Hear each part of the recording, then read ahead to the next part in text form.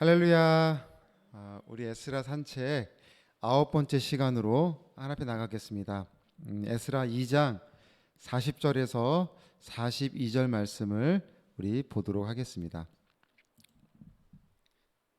같이 읽겠습니다. 레이 사람은 호다이와 자손 곧 예수아와 감미엘 자손이 74명이요 노래하는 자들은 아삽 자손이 128명이요 문지기의 자손들은 살룸과 아델과 달문과 압굽과 하디다와 소베 자손이 모두 139명이었더라. 아멘. 지난 시간에 우리가 오늘 이 본문을 나누면서 이 오늘 읽은 이 레위인들의 명단의 수를 합치면 341명밖에 되지 않는 그 이유에 대해서 먼저 우리가 좀 부정적인 측면에서 살펴볼 때 오늘은 이 341명의 이 믿음의 모습에 대하여 좀 긍정적인 측면에서 살펴보고자 합니다. 참 재미있는 것 같아요. 같은 상황을 어떻게 보는지에 따라서, 그러니까 어떤 관점에서 보는지에 따라서 그것을 바라보는 상황이 달라지는 것 같아요. 예를 들면 물컵에 물이 반밖에 안 남아 있을 때 어떤 사람들은 벌써 반밖에 안 남았네라고 말을 하지만 또 어떤 사람은 아직도 반이나 남았네라고 말을 할 때 아직도라고 생각하고 말할 수 있는 사람에게 은혜가 있습니다. 그러니까 매사를 긍정적으로 보고 되어지는 일들에 대해서 의미와 가치를 부여하고 그것을 찾아가고자 하는 인생에 복이 있는 거죠. 하나님을 믿는다고 하면서 하나님께 기도한다고 하면서 부정적인 벌써라는 믿음보다는 긍정적인 아직도라는 믿음에 은혜가 있음을 여러분 꼭 기억하시길 바라고 저와 여러분은 아직도 믿음이 되시길 바랍니다. 오늘 본문을 보면 이제 제사장을 도와서 이 레위 성전에서 일을 해야 하는 이 레위 사람들이 왜 이렇게 적게 모였는가에 대해서 우리가 지난 시간에 생각해 볼 때 한 가지를 다시 한번 생각해 본다면 부정적인 측면에서 왜 이들이 이렇게 적게 모였냐라고 보여질 때 그들이 고생하는 것만큼 충분한 대우나 보상을 받지 못했기 때문이라고 우리가 말씀드렸습니다. 그런데 이 명단에 있는 레위인들은 어떤 사람들이에요? 그걸 반대로 이야기하면 고생길이 환하게 보임에도 불구하고 그것을 기쁨과 감사함으로 감당하고자 하는 사람들이었다고 말할 수 있습니다. 도대체 이 차이는 어디서 나오게 된 것일까요? 하나님이 주신 그 사명을 감당함에 있어서 마땅히 발생하게 되는 그 수고로움들이 때로는 자신의 삶을 불편하게 만들기도 하고 많은 희생을 요구하기도 합니다. 그래서 어떤 이들은 딱 여기까지라고 선을 그어놓고 하나님이 맡겨주신 사명인데도 불구하고 멈추는 사람도 있어요. 너무 그것이 벅차니까. 그러나 어떤 사람들은 그럼에도 불구하고 이것을 내가 끝까지 감당하고자 하는 사람도 있다는 것이죠. 도대체 이 차이는 어디서 발생하게 되는 것일까요? 고생길이 환하게 보임에도 불구하고 어떻게 하면 그것을 기쁨과 감사함으로 감당할 수 있게 되는 것일까요? 그래서 오늘 이 341명이 왜 이 자리에 모였는지를 한번 말씀을 통해서 한번 살펴보고자 합니다. 역대하 29장을 보면 이런 내용이에요. 히스기야 왕, 우리 잘 알죠? 그 왕이 25살에 25세에 왕위에 오르게 되어서 그 젊은 왕이 왕위에 오르게 되어서 가장 먼저 한 일이 무엇인지를 역대하 29장이 설명해 주고 있는데 그가 한 일이 뭐였냐? 그동안 선대 왕들이 하나님 앞에 저질렀던 악행들을 떠나서 성전을 정화하고 예배를 바로 세우는 일을 이 히스기야 왕이 가장 먼저 한 일이었어요. 그리고 성경은 그것에 대하여 여호와 보시기에 정직하게 행동했다고 평가를 내립니다. 그리고 그는 실로 나중에 이것을 인정받아서 훗날 15년의 삶을 연장받게 되죠. 하나님이 너무나 기뻐하시는 이 성전을 다시 세우는 일에 히스기야 왕이 이 일을 시작하고자 하는 데 있어서 가장 많이 일을 맡기고 가장 그것을 열심을 냈던 사람들이 누구였냐? 바로 레위 사람들이었어요. 역대하 29장 4절 5절 한번 볼까요? 역대하 29장 4절 5절 제가 좀 줄여서 읽어보겠습니다. 4절이 이렇게 써 있어요. 제사장들과 레위 사람들을 동쪽 광장에 모았다죠. 그다음에 5절을 보면 그들에게 이르되 레위 사람들아 내 말을 들으라. 이제 너희는 성결하게 하고 또 너희 조상들의 하나님 여호와의 전을 성결하게 하여 그 더러운 것을 성소에서 없애라. 그러니까 히스기야 왕이 제사장과 레위인들을 불러 모아다가 내 말을 들으라는 거예요. 그러면서 레위 사람들한테 일을 지금 맡기고 있는 내용이 시작이 되는 거죠. 그리고 그들이 그러니까 이 29장은 이 긴 29장은 어떤 내용이냐? 히스기야 왕이 일을 맡기고 그들이 얼마나 열심을 내어서 그 맡겨진 사명을 감당해 가는지를 아주 상세하게 아주 많은 시간을 지면을 할애해서 설명하고 있는 장면이 역대하 29장이었다는 거예요. 역대하 29장 34절을 보실까요? 결론을 이렇게 내립니다. 29장 34절을 보면 이렇게 이야기죠. 그런데 찾아보세요. 34절.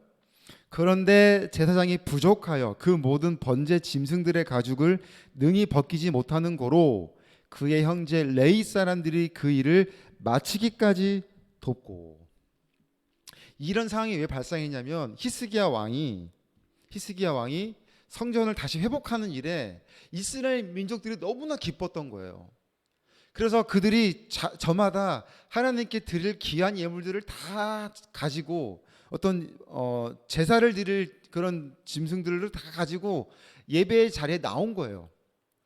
근데 그것들을 관리해야 하는 제사장들이 부족하니까 오늘 성경에 보면 그죠? 제사장이 부족했다라고 말을 하지 않습니까? 감당할 수 없었다라는 거예요.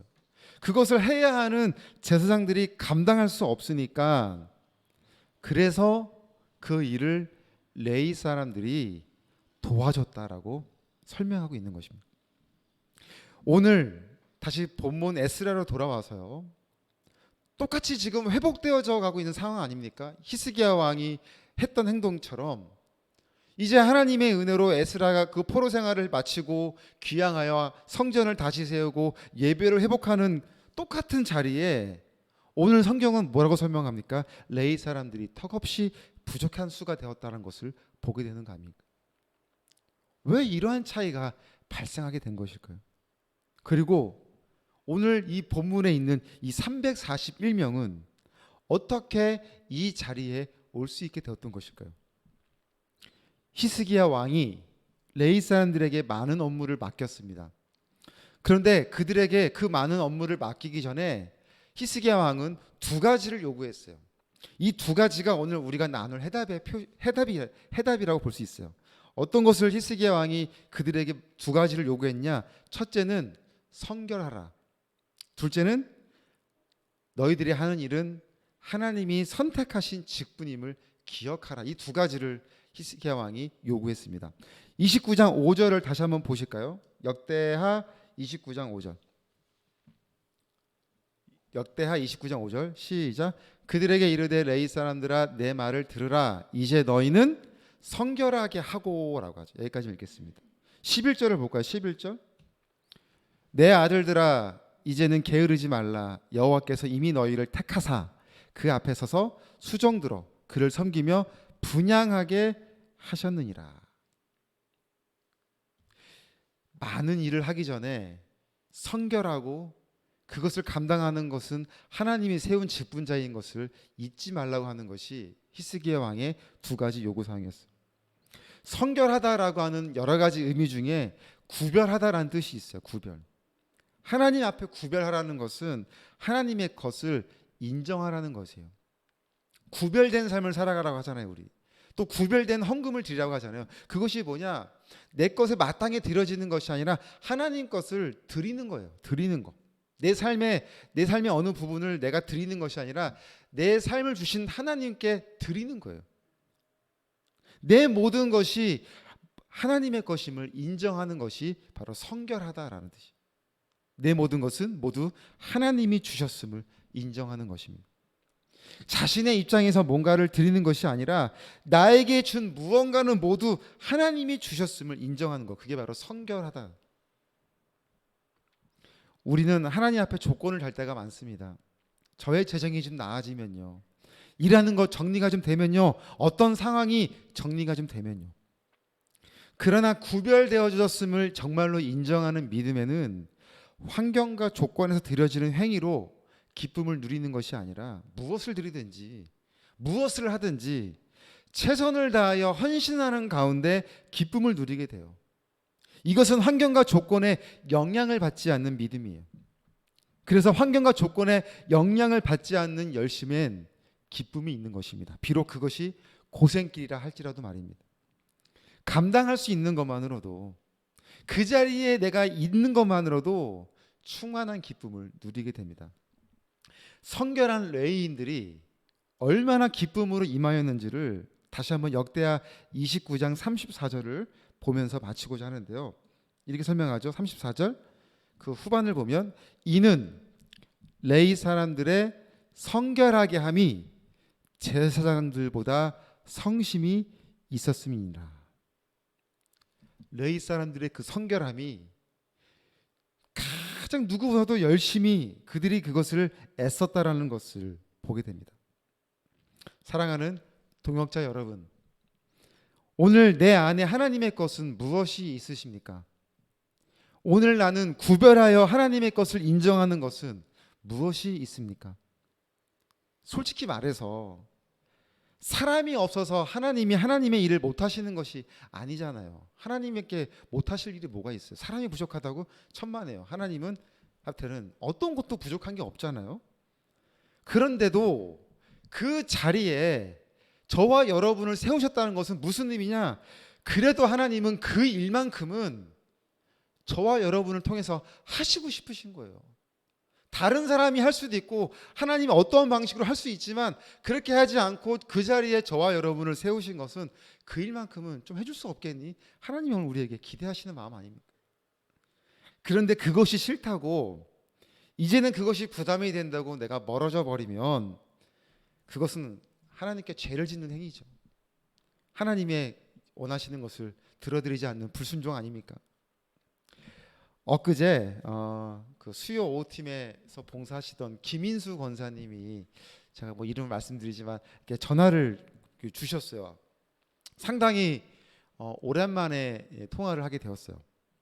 사실 이제 그 코로나가 막 발생했을 때 이제 그 향남에 코로나 검사하러 갈 때마다 그 권사님이 향남에 사시니까 동네에 놀러 왔어요 하고 이제 안부 전화를 드리곤 했는데, 제가 그냥 그 몇 번 드리다가 지레짐작 어떤 생각이 들었냐면, 제가 부담을 드리는 거 아닌가라는 생각을 하게 돼. 전화를 계속 하니까 안부 전화했지만 그래서 이제 마음속으로만 이제 그냥 생각을 하고 있었는데, 근데 권사님이 내심 그게 서운하셨나 봐요. 전화를 안 주고 막 그러고 있으니까.